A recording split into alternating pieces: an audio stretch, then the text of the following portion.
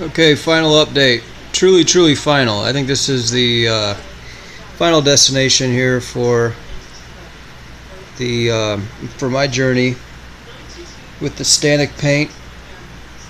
The Fugetek projector has been great, and I just wanted to get a screen paint that was going to do it justice, and I did not really want to get the pull down projector screens.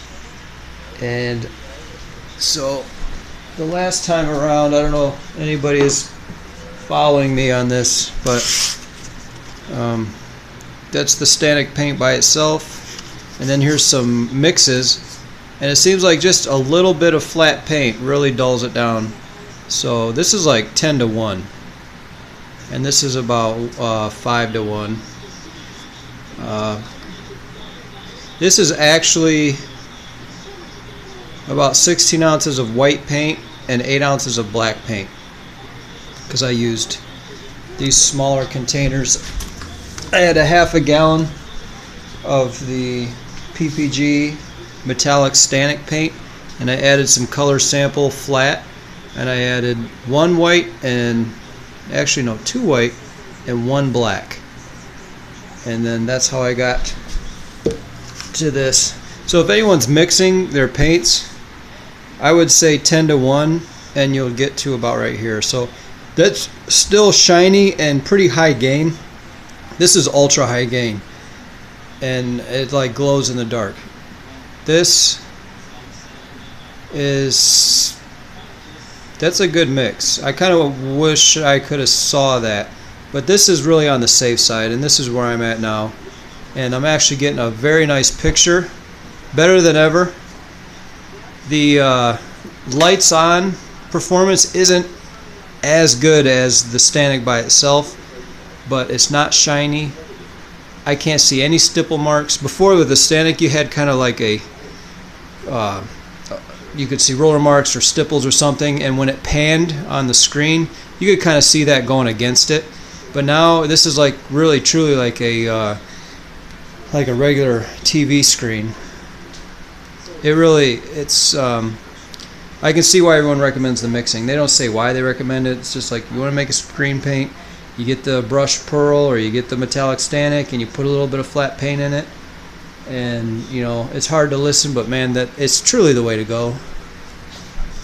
And now you can see I get a perfect resolution because I skim coated it with some drywall mud here I had.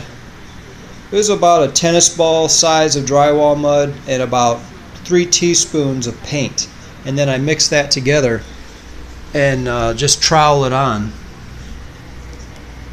and it just took all the stipple away. I mean, this is super flat. And then I used a mini roller that was a foam mini roller like this here, and I didn't even use a full-size roller because it was making too much stipple, and that's great when you're doing a wall for your house and you want it to have a nice uniform stipple. But for a screen, you almost want like a screen stipple or no stipple at all. It's just I don't know, it's nice and flat this way. And those are normally used for like trim and doors, because that's another area that you don't want stipple. So it took me longer because it's a small roller, but I did small sections about 2 by 2, and I moved quickly, and I made sure to watch the stipple and make sure it was wet, and then dry it up a little bit. If you've ever painted, you know what it's like, and you get to that certain point where you set the stipple and then you leave it and you move on to the next and try to set the stipple in the exact same way. But this projector is not bad. You can see, you can't ask for a whole lot more. I mean, when you're getting pixels like that, that's what you get when you buy a screen at Best Buy or something. When you buy an actual TV, you get pixels, and these are really big, and I've measured them, so I know it's the right resolution. It's definitely 720p, 800 by 1280, which I think is more than 720p. I don't know, maybe that's the standard, but it seems like it would be 720 Kind of like 1080 is 1080 by 1920. But here you can see I've had problems in the past where the corners were a little dark, and I think that may have been attributed a little bit to the Stannic paint, because you can see now the corners are just about the same, maybe a little darker, but considering what I paid for this is an extremely high value projector, and then I don't have to do any maintenance on the bulb. Granted, it might quit one day. You know, sometimes these bulbs, they say 20,000 hours, and then you go to use them and you find out what the actual hours are. But I'm not going to second guess this. I'm not going to prejudge it. It's going to go as far as it's going to go. They're like $160, $180, $200. I bought this used, supposedly, but it didn't even really have any dust on it. I got it from eBay. It was like Houston Electronics or Houston Electron or something, and you know, I waited a while to get it. It was FedEx shipped, so it wasn't like a priority thing, not 2 days or anything, but I got it, and it was clean, and it came in, it looked like an original box, and it had foam around it that looked like it was made for it.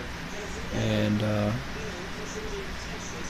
what's nice about this wall paint is if I ever do upgrade to a 1080p version or a 4K version, which I would really like, because I do a little bit of 4K, but as far as projectors go, I'm not getting a 4K projector right now. But it would be nice to, that was another reason I wanted to do the wall, is so that if I get something with a bigger picture, I can go all the way over here and I can open that up to be even bigger. And if I want to go smaller, I can go in closer. If I get a short throw, it just, all options are open this way. And you get lights on performance out of a cheap LED projector, and the paint's really made a big difference. So anybody that's wanting to mix, that's how I did it, and that's what I would recommend. Having learned, is not to use that big fat roller, the 3/8 inch stipple roller. Don't do that. I would definitely recommend the foam roller. I would actually recommend skin coating it, because I think that made a huge difference. I had imperfections I didn't know were there. I had stipple that I knew was there that was actually quite a bit annoying. And now when I watch TV, it's like watching a TV, and a big one, honestly. Now with the 300 watt light, it's not as good as the Stannic by itself, but in our household we have agreed that it's a good trade-off to having all the other benefits of having mixed in a little bit of flat paint, and there are many.